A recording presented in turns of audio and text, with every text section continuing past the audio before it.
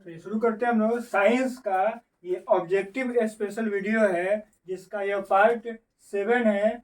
Class 10th का objective special series में हम लोग देखते हैं। शुरू करते हैं प्रकाश संश्लेषण से।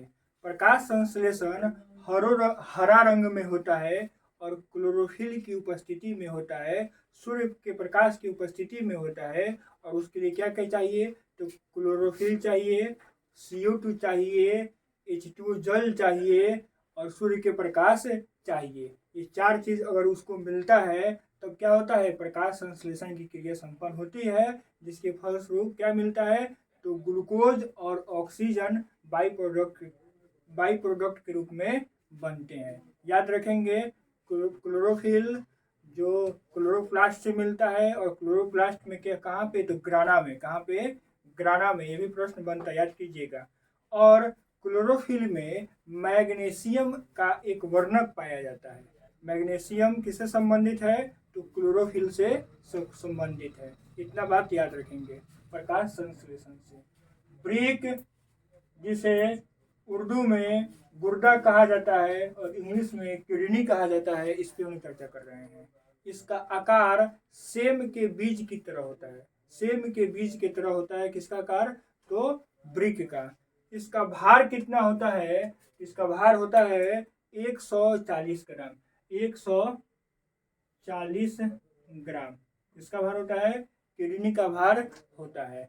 और ये मुख्य उत्सर्जी अंग है। किडनी क्या है? तो एक मुख्य उत्सर्जी अंग है। ये भी प्रश्न बनता है, याद रखिएगा। एक और प्रश्न बनता है कि ब्रिक का रचनात्मक एवं क्रियात्मक इकाई किसे कहते हैं?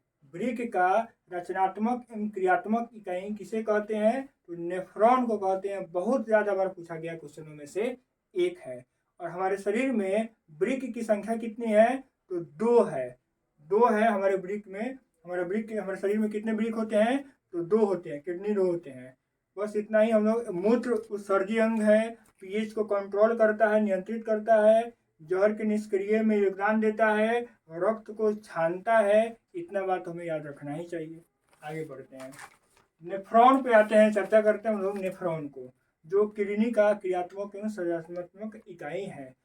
गले गैलो गैलोमेरुलस गैलोमेरुलस गैलोमेरुलस क्या याद रखेंगे? गैलोमेरुलस एवं बोमेन कैप्सूल का, इसका 2 भागों से क्या होता है? बना होता है। जिसमें से जो गैलोमेरुलस है उसका काम है रक्त को छानना, ब्लड को छानना। और डायलिसिस थैली में नेफ्रॉन का बहुत ही बड़ा योगदान है। डायलिसिस थैली में नेफ्रॉन का बहुत ही बड़ा योगदान है।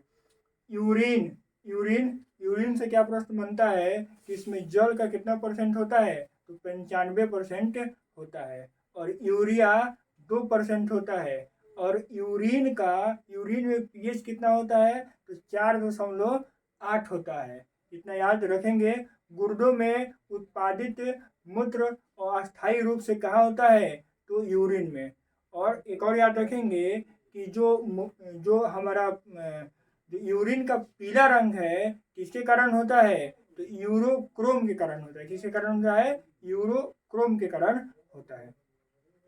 स्टोमक से क्या क्या प्रश्न बनता है, इसको हम लोग देखने का काम करते हैं। स्टोमक के 3 भाग हैं। सबसे ऊपर को कार्डियक कहते हैं, बीच वाले को फंडिक कहते हैं, और सबसे निचले भाग को क्या कहते हैं? तो पाइलोरिक कहते हैं।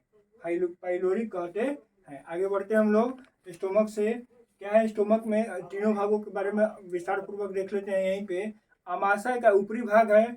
आमाशय का ऊपरी भाग कार्डियक है। और ये यहाँ पे क्या होता है? तो HCl का निर्माण होता है। भोजन जो हम करते हैं तो जीवाणु जो हमारे भोजन के साथ चले जाते हैं उनको यहाँ पे ये जीवाणु को नष्ट करने का काम करता है। जीवाणुनाशी होता है। और भोजन टूटता है, भोजन को तोड़ने का काम भी करता है। कहाँ पे होता है? कार्डियक में होता है, जो अमावस का सबसे ऊपरी भाग होता है। फंडिक क्या है?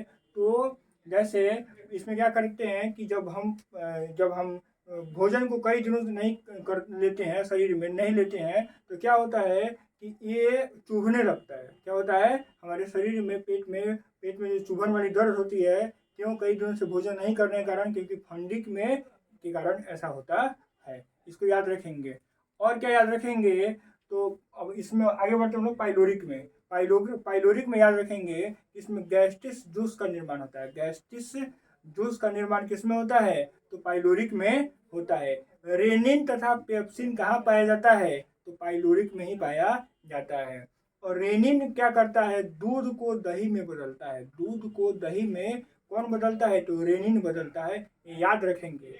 और पेप्सिन, पेप्सिन का काम है प्रोटीन को पेप्टोन में बदलना।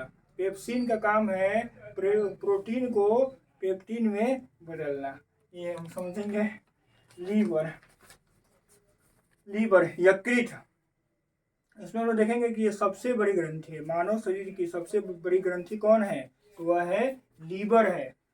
और दूसरा बात याद रखेंगे कि पित्त का निर्माण कहाँ पे होता है, पित्त का निर्माण कहाँ पे होता है, तो लीवर में होता है।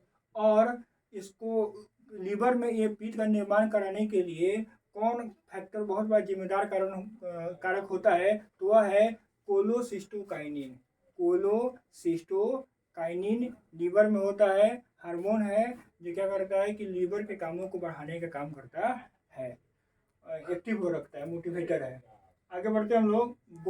गॉल ब्लाडर जिसे पित्ताशय कहते हैं, क्या करता है, तो जब पित्त का निर्माण लीवर में होता है तो वहीं पित्त कहाँ पे जमा होता है, तो पित्ताशय में स्टोर होता है। और पित्त का पीएच मान 8 या 8.1 कहीं कहीं देखने को मिल सकता है। भोजन को क्षारीय करने का काम करता है, कौन, पित्त। और एंजाइम न होकर भी यह पाचन का काम करता है, कौन, पित्त। याद रखेंगे कि एंजाइम नहीं है लेकिन पाचन का काम करता है पित्त। आगे बढ़ते हैं हम लोग। एनीमिया, घेघा, मलेरिया, डेंगू, टाइफाइड बीमारी को यहीं पे निपटा दिया जाए।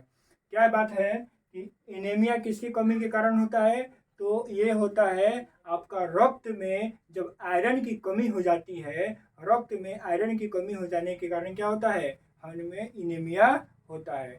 और आयरन, रक्त में आयरन की कमी हेमोग्लोबिन से ही होती है। मतलब कहने का मतलब क्या हुआ कि रक्त में अगर हेमोग्लोबिन की कमी हो गई तो कौन सा बीमारी हो गया, एनीमिया बीमारी हो गया। और रक्त में जो आयरन है वो किसकी कमी के कारण होता है, तो हेमोग्लोबिन। हेमोग्लोबिन आयरन से संबंधित है, और जब हेमोग्लोबिन शरीर में कम हो जाता है, रक्त में हेमोग्लोबिन की मात्रा कम हो जाती है, तो उस व्यक्ति को एनीमिया हो जाता है। आगे बढ़ते हैं हम लोग। इसी में घेघा क्यों होता है, घेघा बीमारी आयोडीन की कमी से होता है। आयोडीन की कमी से कौन सी बीमारी होता है, तो घेघा बीमारी होता है। और हम लोग देखेंगे कि मलेरिया, मलेरिया बीमारी प्लाज्मोडियम परजीवी के कारण होता है। मच्छरों में एक एक एक बैक्टीरिया पाई जाती है, जीवाणु होता है जिसे कहते हैं प्लाज्मोडियम। मादा मच्छरों में यह होता है प्लाज्मोडियम, उसके कारण क्या होता है, तो मलेरिया बीमारी होता है। मलेरिया बीमारी में ये जो मच्छर हैं जो गंदे पानी में सर्वाइव करते हैं, जीवित रहते हैं, वहीं पे विकसित होते हैं। गंदे पानी में मलेरिया कहाँ पे होगा, गंदे पानी से होगा, याद रखेंगे। और मग का यहाँ पे कंसेप्ट हम लोग याद रखने का काम करते हैं ताकि ज़्यादा दिन तक याद रहेगा। म से मलेरिया और ग से गंदा पानी, ये इतना ही आपको याद रखने के लिए कारगर साबित होगा। डेंगू, डेंगू वाला मच्छर जो है वो साफ पानी में सर्वाइव करता है, मलेरिया वाला गंदा पानी में, जबकि डेंगू वाला मच्छर कहाँ पे होगा, तो साफ पानी में ये डेंगू के मच्छर पनपते हैं, बढ़ते हैं, विकसित होते हैं, ये याद रखेंगे। और यहीं पर टाइफाइड को भी समझ जाते हैं। टाइफाइड जो बुखार है, ये तीनों बुखार ही का रूप है, मलेरिया हो चाहे डेंगू हो चाहे टाइफाइड हो। टाइफाइड में क्या होता है कि अगर दूषित खाद्य पदार्थ का अगर सेवन कर लिए या दूषित पानी पी लिए तो आपको कौन सी बीमारी हो जाएगा, टाइफाइड बीमारी होगा। टाइफाइड बीमारी को कहा जाता है कि भाई ये लीवर का बुखार है, अंदर अंदर होता है, जो बहुत ही घातक होता है। आगे बढ़ते हम लोग। छोटी आंत, छोटी आंत 3 प्रकार के होते हैं। छोटी आंत से संबंधित एक रील्स इसी चैनल पे डाला गया है, जो आप इसको देख के पूरा छोटी आंत से संबंधित जो भी प्रश्न बनते हैं पूरा का पूरा क्लियर हो जाएगा। वहाँ पे आप जाकर वॉच कर सकते हैं रील वाले सेक्शन में। तो छोटी आंत यहाँ पे हम क्या बोल दे रहे हैं, 3 प्रकार का होता है। भोजन का पूर्ण पाचन कहाँ पे होता है, तो छोटी आंत के बिलाई में होता है, याद रखेंगे इसका। छोटी आंत का सबसे अंतिम हिस्सा होता है इलियम, इलियम की बिलाई में भोजन का पूर्ण रूप से पाचन हो जाता है, याद रखेंगे। और और इसके बारे में छोटी आंत के बारे में बड़े विस्तार पूर्वक समझने के लिए आप रील को वॉच करें। आगे बढ़ते हम लोग बड़ी आंत। बड़ी आंत जल का अवशोषण होता है। बड़ी आंतों में क्या होता है? जल का अवशोषण होता है। जैसे खाना खा लिए, खाना खाने के बाद जो भी चीज़ हम आहार के रूप में लिए, तो पानी के साथ साथ दूसरा और मटेरियल लिए, तो क्या करता है, जब खाना पचते पचते जाता है तो जब कहाँ पहुँचता है? बड़ी आंत में पहुँचता है, तो वहाँ पे पूरा गार लिया जाता है ना, पानी को अवशोषित कर लिया जाता है और बस ठोस मटेरियल रह जाता है। क्योंकि छोटी आंत के बाद अब क्या करना, बड़ी आंत के बाद क्या कर लेना है? क्योंकि अब उसका निष्कासन करना है। एक और बात याद रखेंगे कि बड़ी आंत का सबसे अंतिम भाग कौन होता है? सबसे अंतिम भाग होता है रेक्टम। रेक्टम को हिंदी में मलाशय कहते हैं और मल के रूप में हमारा जो भी भोजन करते हैं वो जिसका अपशिष्ट रूप होता है वो बाहर निकल जाता है। ये याद रखेंगे। बड़ी आंत हो गया। अब हम लोग पहुंचते हैं अनुवांशिकता पे, हेरिडेटिक पे। अनुवांशिकता के बारे में क्या समझते हैं कि अनुवांशिकता के जनक पिता किसे माना जाता है? तो ग्रेग जॉन मेंडल को माना जाता है। ग्रेग जॉन मेंडल को क्या माना जाता है? अनुवांशिकता का पिता माना जाता है। Origin of species, origin of species नामक पुस्तक किनकी है? तो डार्विन की है, जिन्होंने उसमें विकासवाद के सिद्धांत को बताया है कि किस प्रकार से प्राणियों का विकास हुआ है। यहीं पे हम लोग एक और बात देख लेंगे कि जीन शब्द किसने दिया है? तो जोहानसन ने दिया है। जीन शब्द किसने दिया है? तो जोहानसन ने दिया है। और बौने पौधे टी और टी के फॉर्म में होते हैं, जो पिछले पार्ट में, शुरुआती पार्ट में ये बात आ चुका है। यहाँ पे भी एक बार और रिपीट कर दिया गया, इसको समझ सकते हम लोग। वंशागत नियम का प्रतिपादन किसने किया है? तो वही मेंडल ने किया है। यहाँ पे हम लोग देख लिए। और क्या देख रहे हैं हम लोग कि जीन की जीनी संरचना को हम लोग क्या कहते हैं? जीनोटाइप कहते हैं। क्या कहते हैं? जीनोटाइप कहते हैं। और सेल में अनुवांशिक पदार्थ है, कोशिका की अनुवांशिक पदार्थ क्या होती है? तो डीएनए होती है। क्या होती है? डीएनए होती है। और इसके अध्ययन को क्या कहते हैं? अनुवांशिकी कहते हैं। क्या कहते हैं? अनुवांशिकी कहते हैं। आगे बढ़ते हम लोग गुण सूत्र की ओर। गुण सूत्र से क्या क्या प्रश्न आपको आ सकते हैं उसको देखते हैं। गुण सूत्र, मनुष्य में गुण सूत्रों का कितना पेयर होता है, कितना जोड़ा होता है? तो 23 जोड़ा होता है। कितना जोड़ा होता है?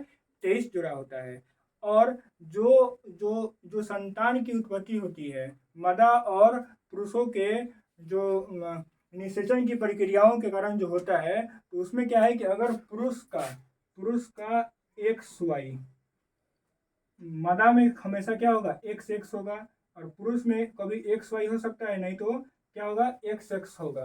तो अगर ये वाला हुआ तो लड़का है, और नहीं तो ये वाला हुआ तो क्या हो गई?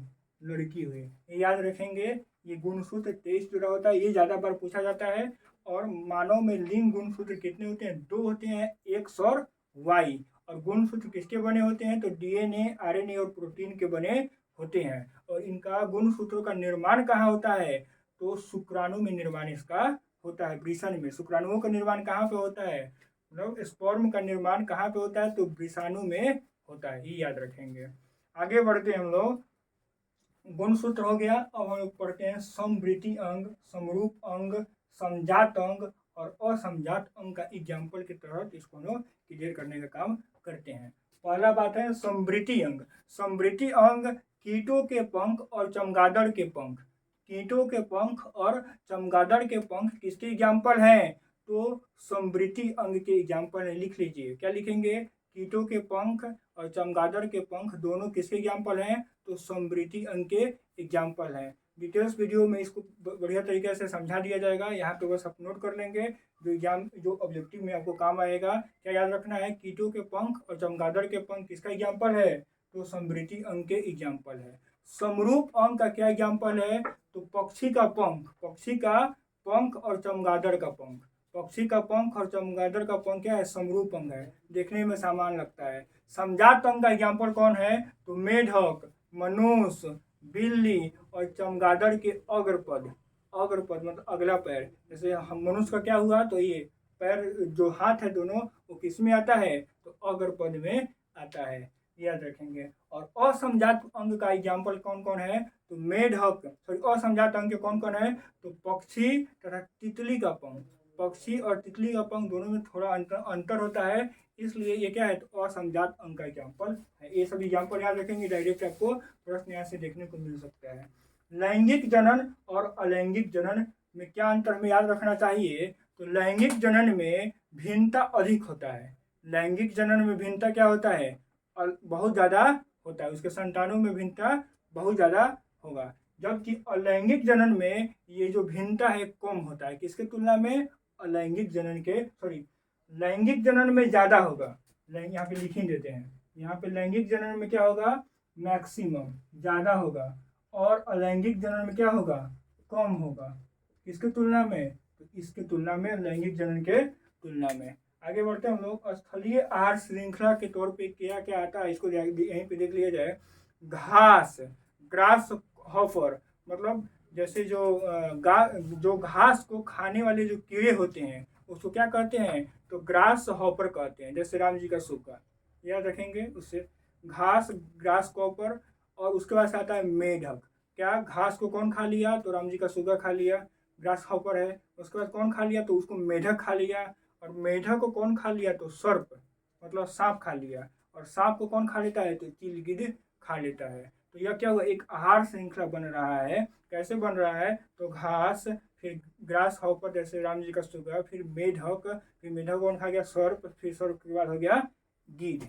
आगे बढ़ते हैं हम लोग, जलीय आहार श्रृंखला को खत्म करते हैं।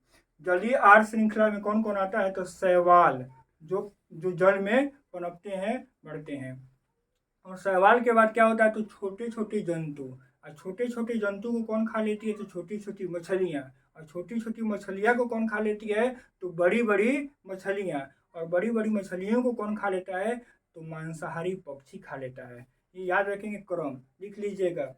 जलीय आहार श्रृंखला कैसे नोट करेंगे कॉपी में, तो शैवाल लिख लेंगे, एरो लगा देंगे।